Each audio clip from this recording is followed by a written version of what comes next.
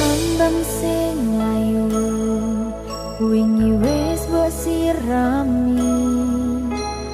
ati sing tatu wingi wis mbok obati nanging ngopo saiki aku dhewe njalani mbok pun desati orang elingi